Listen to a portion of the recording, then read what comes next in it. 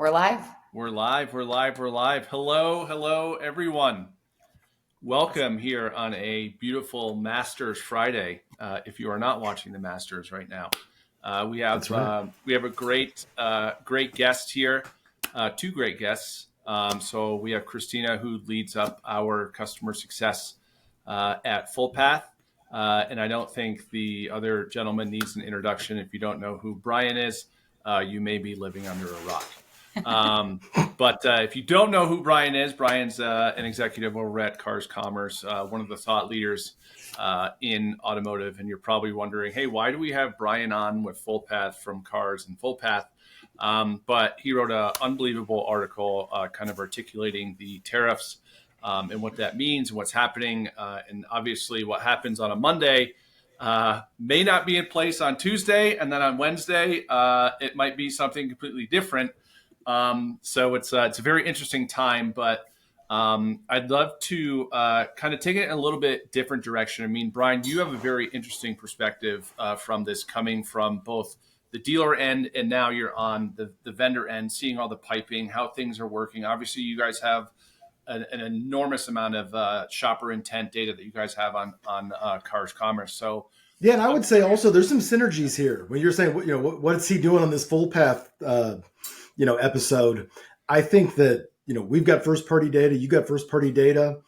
I think that's something that maybe might not be talked about enough in the industry, is like when we combine those two, how much you can dedupe and how pure you can make the data, like when we work together instead of in silos, Yeah.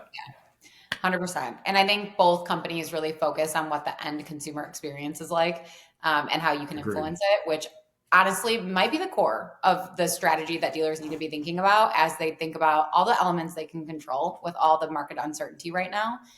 But let's maybe just start at the top. Brian, like, you talk to tons of dealers. As Mike said, you wrote an awesome article about the tariffs. What are you hearing in the industry right now, especially coming off of this most recent pause? How would you describe the vibe or the energy around it? So I would say, dealers are resilient all the time, and they don't really shy away from challenges like this. But even I talked to one of the most progressive, fastest growing dealers that I know this morning, and he was asking me, he said, what do you see happening? And I'm like, well, I'm sure you know more than I do. And he's like, so like none of us really know. I know I'm going up to the New York Auto Show and for that dinner with Bernie Marino, and I'm really looking forward to picking his brain. But I don't know that I personally have my own assumptions. I won't go into, I don't think it's going to be a really long issue, but I think that the parts pricing and things like that are going to last and affect a lot more than we realized, across the board. And I think it's going to be a lot of things that we haven't thought about yet. Yesterday, Trump did something with Nissan Altimas, right? So it's constantly changing. They're constantly making concessions, but I think that what dealers, you can't control what's going to happen with this administration, right? It's very volatile, very unpredictable, and trying to be it'll drive you insane trying to anticipate where it's going. But what dealers can do is they can make sure that they're aware of, we have an American made index with Cars Commerce. And on that, you can see what percentage of vehicles are being built in America. So at least which ones are going to be subject to tariffs and which ones aren't. And I think that almost as important of which vehicles are going to be in short supply, I would say it's more important to know which ones are not going to be in short supply, because I'm noticing that there's dealers that are in two different spaces. They're either, I don't care, I'm going to go aggressive, and I'm just going to keep the throttle down, right? And I'll deal with that when I get there, which I don't necessarily agree with that. Mm-hmm. And then there's a lot of other dealers that are being risk averse, and they're not being aggressive on the cars they should be aggressive on because they don't have the data ready.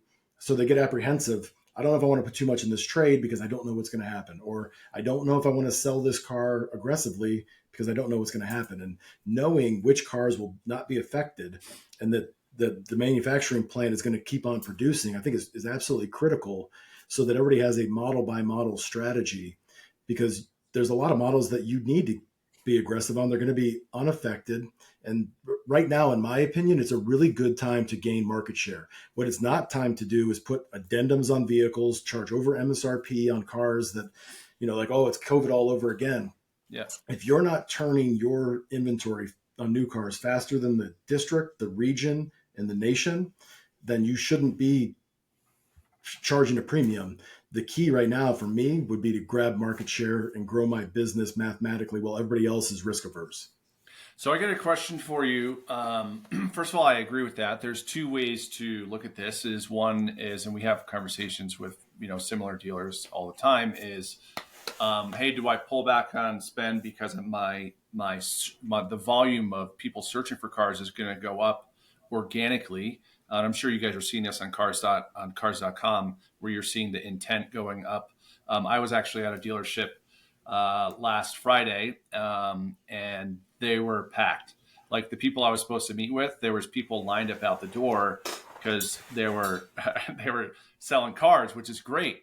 The sales rate the last weekend of March was 220% increase over the prior year weekend. Yeah, right, which is crazy. But also the other thing is that I think I'm always an optimist if anyone has ever hung out with me. So I'm always looking at the positive. So I think one of the things that may be good is that like dealers, as you know, have had a little bit of, I would say, bloat a little bit on their inventory, which then rolls into floor plan, which obviously with the interest rates and everything is being a line item that they have to now take. Where are you seeing this where dealers are now hopefully going to sell through some of that stuff, which will ease the stress on some of their inventory? And then my second question is that because of what you guys have with AccuTrade, I'm sure the auction prices that you guys see are going where we were going down, and now all of a sudden I'm sure it went straight up, just like the stock market on Tuesday, and then all of a sudden it came down the next day on Wednesday. Well, we thought it couldn't go any higher last week, and then last Friday they were going for $2,000 or $3,000 more, which it's still going insane today, and I don't know where the top is. So if I'm a dealer, I don't want to play in that space. I want to be able to control my acquisition. I want to be able to control with my existing client base, the ones that are coming through the service drive, retargeting the customers that I already have, downloading all my appraisals for the last 60 days, and just making sure I'm making the most efficient use of all of that. But Mike, when you're talking about like the day supply, it's really tough to, I was talking to somebody about it earlier. If you're a Toyota dealer, business as usual, right? You're still at a 15, 20-day supply. You're getting a credit on your floor plan, to your point, and life is good. Maybe you've got a little bit of a bloat on Tacoma, but there's really nothing to worry about. Now, there's other brands that normally aren't used to higher inventory, like Honda right now. Yeah. Like you would expect it from Nissan or Stellantis, but Stellantis has actually improved, and they loaded up anticipating this, and it's very interesting. The Stellantis, to your point, what happened 2 weeks ago or 3 weeks ago is ancient history. Right. Jeep Grand Wagoneer L's 45 days ago were a 400-day supply used car boat anchor. Then, 2 weeks ago, started getting into the 200s, and I looked at them yesterday, and it's a 70 market day supply. Wow. But instead of a 200 average days to sell, it's 26, and it happened like that. So now all of a sudden, if somebody's not on it and they're not tracking the data and trusting the data, you don't realize that thing just went from ice cold to a buy factor if you're not trusting the data. Yeah. You mentioned nurturing your current customers, and that's been a hot topic with our Fullpath dealers, using their CDP to kind of get ahead of any consumer intent or, smart vehicle acquisition strategies based on where customers have equity in their vehicles and opportunities to kind of like think through that as they're thinking about vehicle acquisition. If you had to give a dealer maybe one piece of advice on how to balance like short-term goals right now with their long-term strategy, what would you say? Well, I would definitely say to avoid the short-term temptation of trying to charge over MSRP, because the dealers that did that with certain brands are feeling the pain of that now from 3 years ago. So you don't want to do that again. And the customers are now realizing a little bit what happened. So they're starting to switch brands as a result of it. So the least expensive, you know this better than I do, but the least expensive clients to conquest or to keep are your own. And the average cost of sale is going to be much lower on those than it is to go out and go try to get somebody to switch brands, come in that was not sold, not serviced with you. And there's the lowest hanging fruit is to get all the clients that don't service with you to service with you. Mm-hmm. And then to go back through and try to conquest the ones that didn't buy to buy again. But if they're already coming in for service, having a really strong service drive acquisition program is, there's no auction fees. There's no premiums to these auctions. You actually can control the price, and you can try to pay a reasonable amount. And that's what a lot of these public retailers are doing. And they're removing the friction from the experience, and they're being really transparent. I would say that the dealers that I work with that are phenomenal at used vehicle acquisition are not selling. They're just focused on buying. And then once they complete that transaction, if it's online, if it's just over the phone, doesn't matter where it is, in any omni-channel situation, if somebody wants a value, they give it to them. Everybody's empowered to do it. And then if they say, okay, they come to terms, then they try to sell them a vehicle. But I think a lot of dealers try to sell prematurely, right? Or they look at the data, and you have so much data to give them, right? And they can almost talk themselves out of why the customer would do something, because they're going to say, well, they're paying this rate. And human behavior is, if somebody doesn't like their car, they don't like their car. So even though they have all that data, I would have them. I think the ones I see with the most success are keeping it very simple, and they're just asking someone if they can pay them above market value, would they consider selling their car, and have just a conversation like we're having, instead of scripts and all that stuff. I would say one of the cool things that we're doing with dealers, and I would say getting back into like in the elusive 4-letter word of data, is that one of the really unique things that we can do with customers on the CDP side is that normally when someone sees like who's coming in for service today, they can say, oh, Brian's coming in and he has, I don't know, 7,000 in equity. Well, what we're doing with one of the audiences, and kind of our philosophy, if anyone has, worked with us, is that if you can automate a process, automate it, because it will fall down if someone has to pull a lever or do a human interaction, is that we can say, okay, Brian's coming in for service. And oh, by the way, he's looked at this vehicle, this vehicle, this vehicle, this vehicle, and he's been on the site probably 15 times. And his market engagement score is pretty high. So not only do I know that Brian's coming in for service and he's in equity, we can also layer on top all of the shopping intent data to say, hey, Brian actually is literally on your site all the time, and he's coming in for service, and his RO is, I don't know, $1,000 or $1,500. Now that conversation for you, if you're a GM, is to say, hey, instead of you doing the $1,500 or $1,000 RO, why don't we roll your payment into this? And I see that you've been looking at Toyota Tundras, right? Great. Let me roll that in and then hand it to you. That's almost everybody tries to put them in the same car. And what we see is almost 60% of the time, they don't leave in the same car. They leave in a different car altogether. Yeah. So by trying to get them into the same car, you're not appealing to over half the customers. Right. Yeah. Yeah. That's smart. All right. Well, this was an awesome conversation. Mike, any other questions on your end? I do have one question. I'm curious, Brian. I have to ask this question just because I have to. I have the man on the call. What is your guys's, or what is your view, I guess, on the CDP side, taking what we just articulated on the service side? Cars has an immense audience that goes to cars, because, to quote Alex, people go to cars.com to shop for cars, not toasters. You have all this data that you guys harness, right? What is your guys' view of connecting that to CDPs, to dealers, dealer groups, and OEMs to say, hey, not only do we have all the intent data of, Brian Kramer Toyota, but also we can see that X shopper was on the endemic. What are your thoughts on creating that pipe connection? Well, I think that's something that's inevitable and it has to happen. And it's not even, we're dealer centric, just like you are. Yeah. And ultimately we're going to do what the dealers want us to do. And we've got dealers asking us to do that already.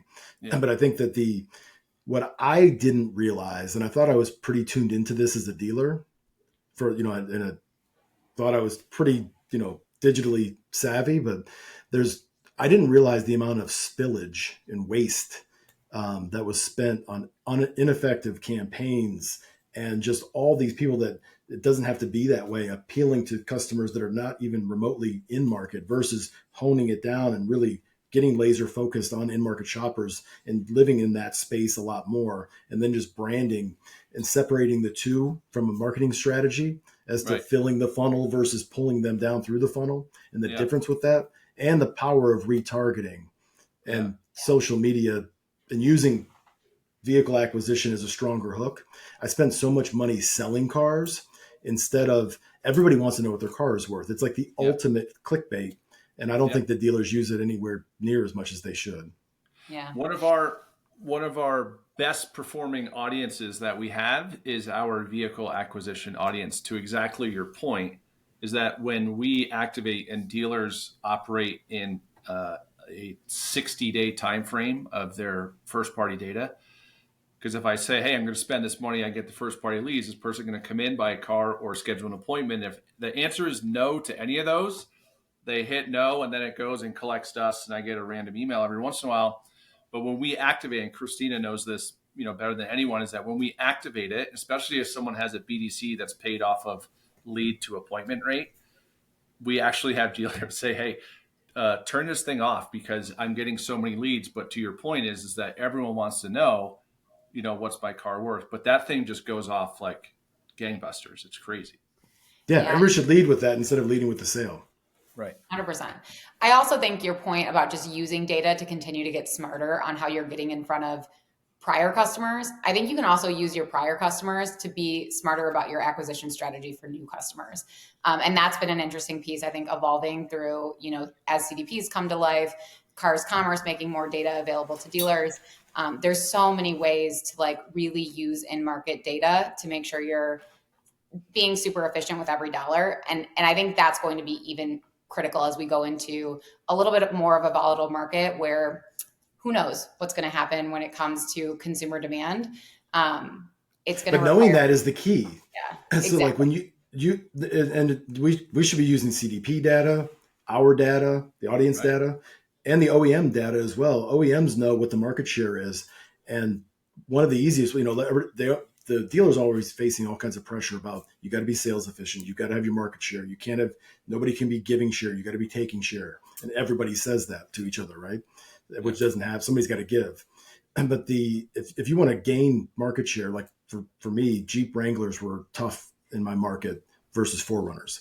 So if I wanted to sell more 4Runners, what I did is I actually tried to conquest Jeep Wranglers, and I built audiences around Jeep to go after them, to take those trades in, to hopefully, either it's going to make them less efficient or more people are going to consider a 4Runner.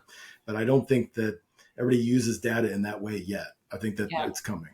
Well, even going back to the tariffs, so you mentioned there are some vehicles that are going to be more impacted by others. That's also a great strategy for dealers as they're thinking about the vehicles with greater impact. How can you leverage the data on the ones that may be more difficult to generate consumer demand by tapping into where there's a lot of consumer intent and finding the right ways to balance your inventory? So I could talk to you guys about that for hours. Well, we are out of time, but it was so great having you on this. And anytime you want to come back, we'd love to chat with you. Yeah, you should come Your back. expertise Great. is awesome. And No, I had a lot of fun. yeah, I think there's incredible synergies here between Fullpath and Cars Commerce for us to continue to expand on. Nice. Awesome. Well, thanks everyone for hopping on. I don't know who's up in the Masters right now, but we got to get back to that, get the dual screens going. But Brian, thanks again for coming on. I know you're a very busy man, so we do appreciate it. And you have a ton of great insights. So keep doing what you're doing. Appreciate it. Thanks for having me on. I appreciate it. Great to see you.